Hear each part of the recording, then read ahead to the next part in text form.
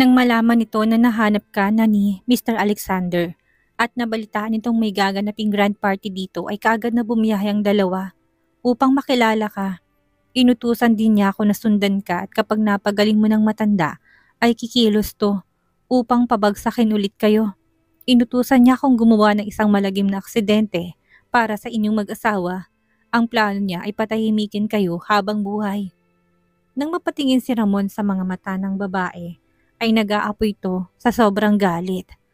So ang plano niyo kapag napagaling ko si Don Fausto ay papatayin niyo kami ng asawa ko? Napakawalang hiya naman ng amo mo. Matapos ko siyang tulungan ay didispatcha niya ako? Grabe naman ang kademonyuhang nananalaytay sa matandang yon, madiing sabi ni Zenaya sa lalaki. Nanginig ang katawan ni Ramon dahil sa sobrang takot. Napatango na lamang si Ramon ang marahas din sa sobra. Tama kayo, madam. Sinabi niya yun sa akin ng maaga para makahanda ako sa nalalapit na engkwentro. Gusto kasi nitong perpektong pagkakaplano namin, kagaya ng ginawa namin sa iyo noon. May mga tauhan na rin na nakahanda upang gawin ang plano namin once na mapagaling mo si Don Fausto. Nandito na rin ang Snake Gang, isa sa pinagkakatiwalaang gang ng matanda sa Spain.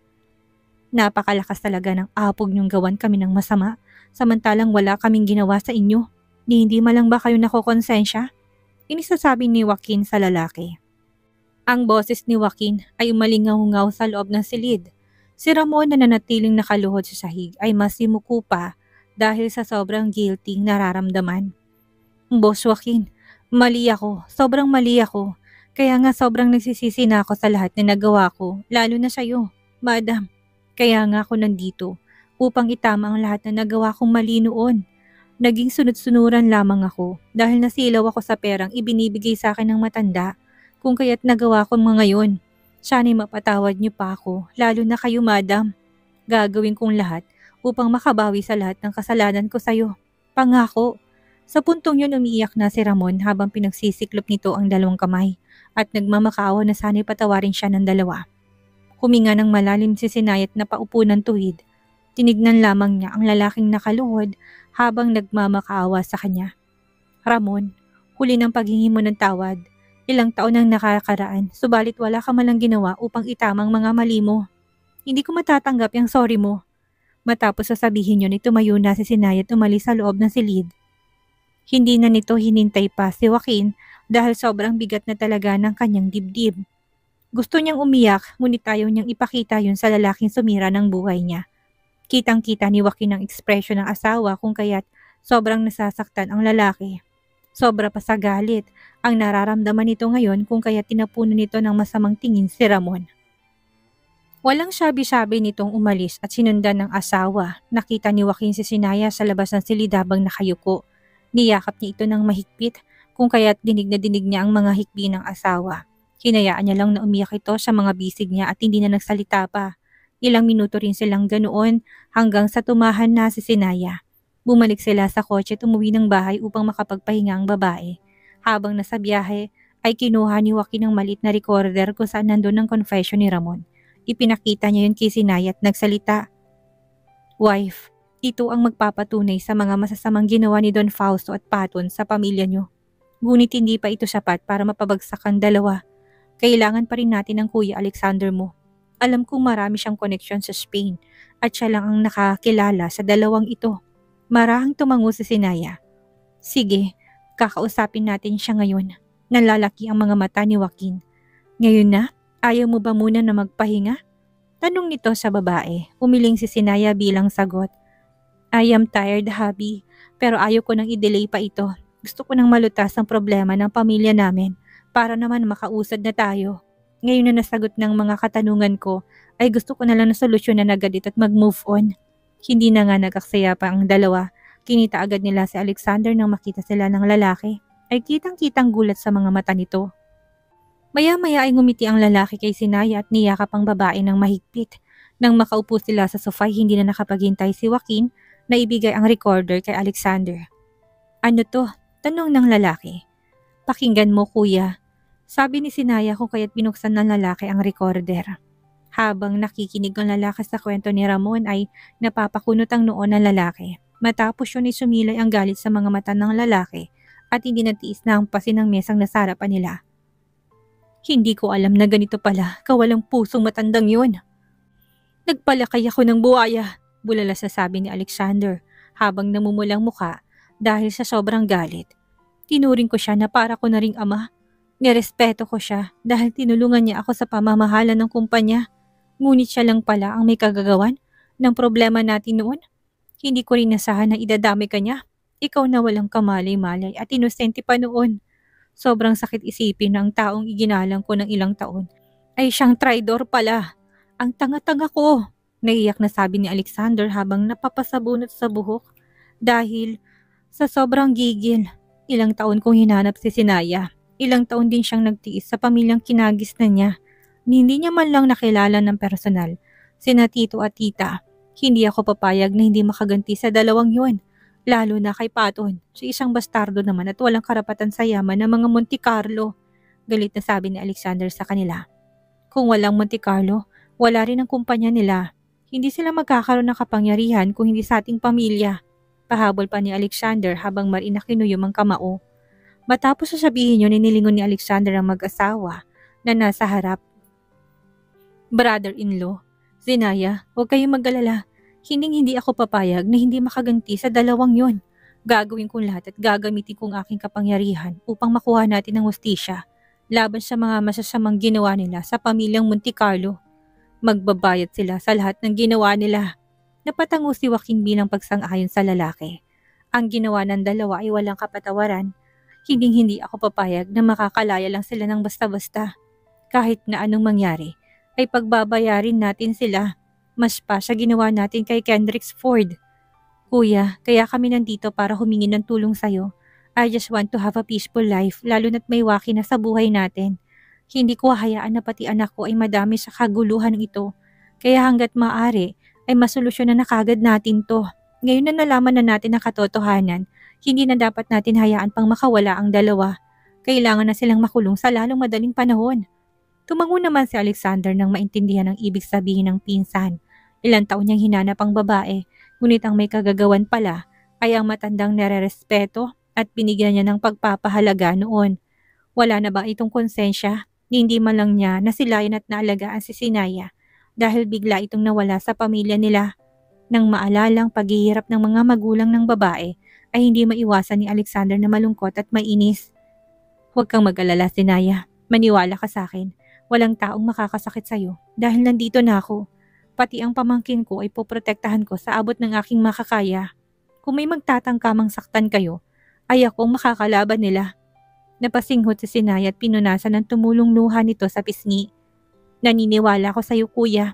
3 tayo't 2 lamang sila. Alam ko hindi nila tayo kaya. Lalo na't mas makapangyarihan kayo kaysa sa kanila. Sa villa ni Don Fausto, nakaupo ang matanda sa sofa at nanonood ng TV.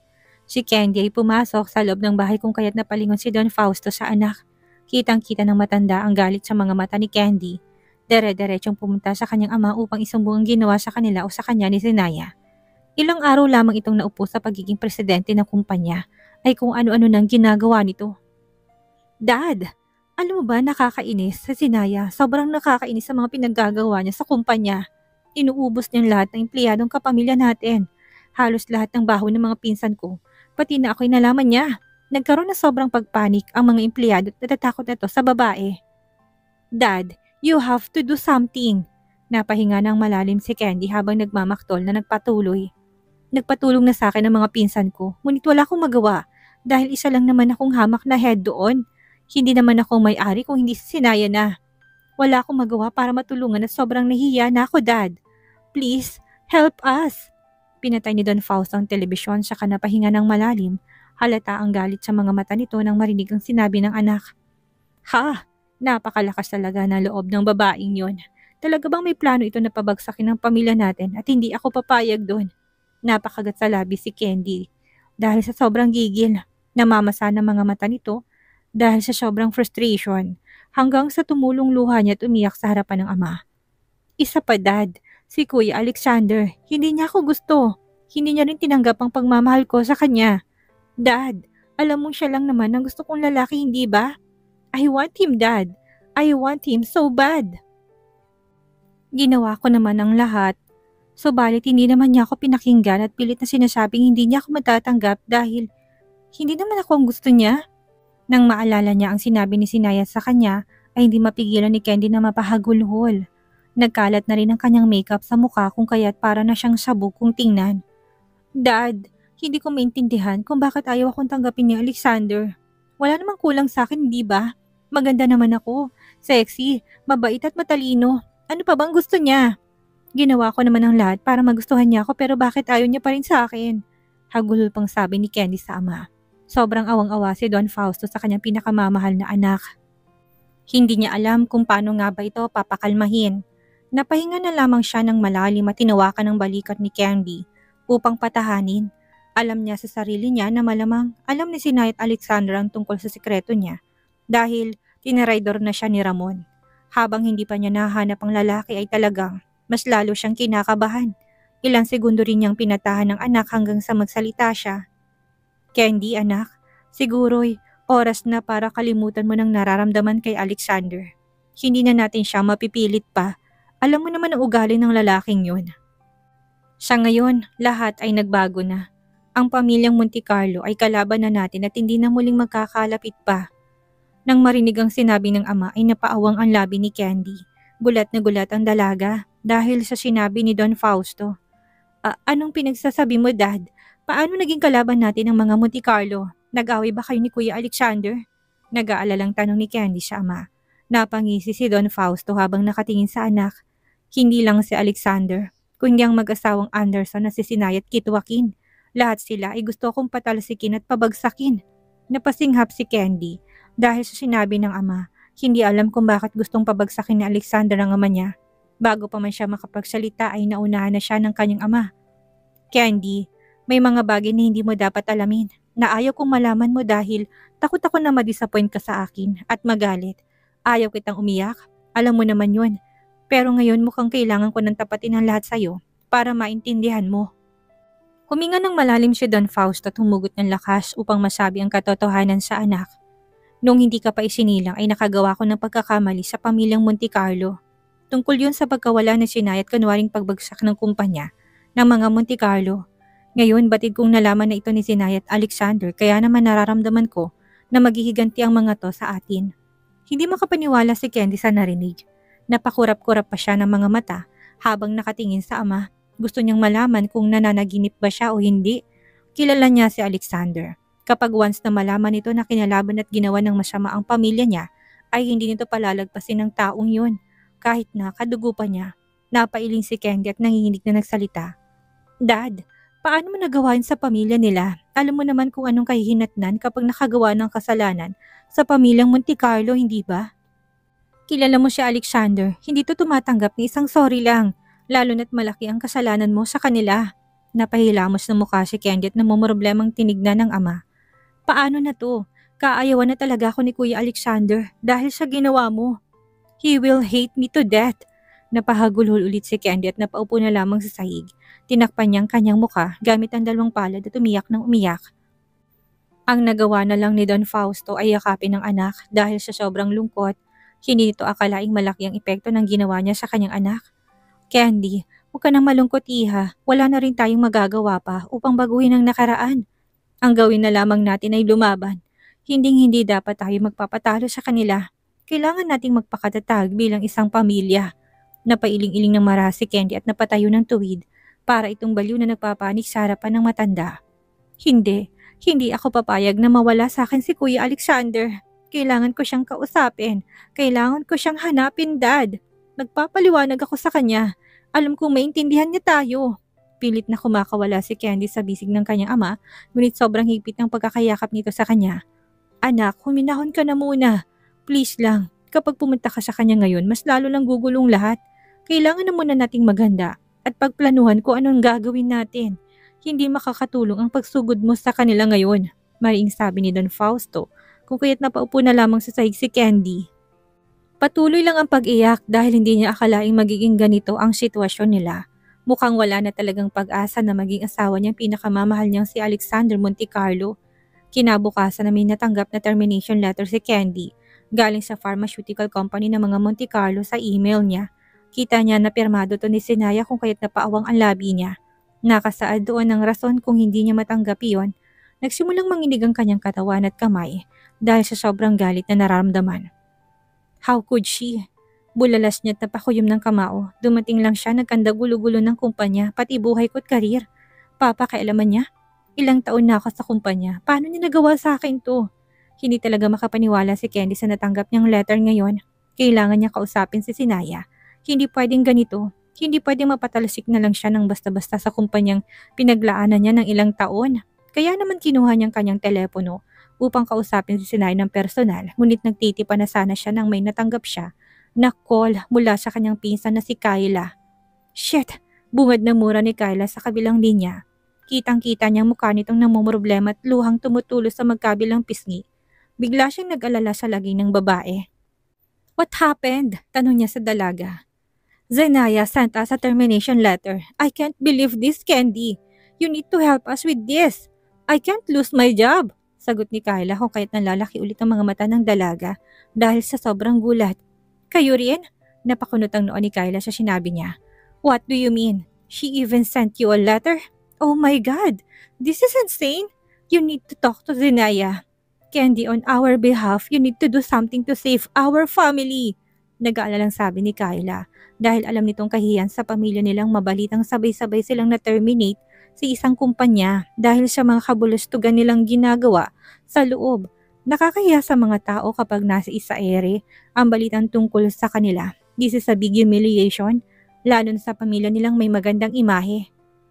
Napahilamos ng mukha si Candy at hindi niya alam kung anong gagawin. Para siyang pinagsakluban ng langit at lupa sa mga oras na yun. Don't worry, Kyla. I will do everything to solve this. I'm going to call Zenaya and talk to her. Ilang minuto rin silang nagkausap hanggang sa pinatay na niya ng video call.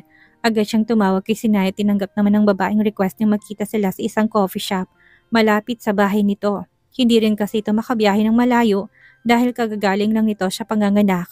Nang makarating siya sa coffee shop ay nandun ng babae. Kinuyom niyang kanyang kamao at tinikom ng marinang bibig. Na makita niyang babae umusbong ang galit sa kanyang dibdib. Hindi niya malang binati ito at dire-diretso umupo sa upuang nasa harapan nito. Talagang inisiisa mo kaming alisin sa kumpanya na ilang taon naming pinagtrabahuhan at alagaan. Wala ka talagang konsiderasyon, ano? Napangisi naman si Sinaya sa kanya't napailing. Candy, ang mga tauhan o should I say, kapamilya mo na nasa kumpanya ng pamilya ko ay hindi ko basta-basta pinaalis. May sapat ako na rason kung bakit sila na-terminate. Lalo ka na, hindi putyo-putyo lang ang kasalanan nila. Hindi nga nila ginagawa ng mabuti ang trabaho nila. Do you think I will tolerate that? Ni hindi mo nga sila madisiplina as head dahil ikaw naman palang may pasimuno ng lahat? Katwiran ni Zenaya sa kanya. Punong-puno ng galit at pagkamuhi ang puso ni Candy sa mga oras na yon.